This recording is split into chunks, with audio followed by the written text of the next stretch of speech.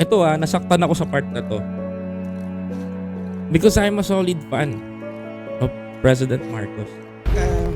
Inaamin niyo po ba na may pagkukulang kayo doon? Oo, nag-concentrate kami lahat, yung kabinete lahat. Sinasabi ko, ito yung mga importante.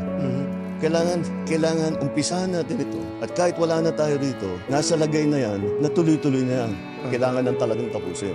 Alam mo, nasaktan ako sa part na to. Hindi ko matanggap eh. Kasi para sa akin, you do your best, Mr. President. Kahit ano pang laro na nangyari dyan, ginampanan mo yung dapat mong gawin for the Filipino people. Inaaway ka ng kapatid mo, dinudurog ka ng mga nakakapaligid sa'yo, na dati akala mo, kakampi mo.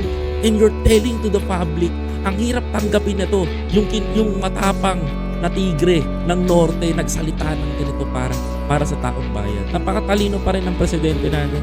Ang dami mong pinoprotektahan, Mr. President. Doon ako sa luto.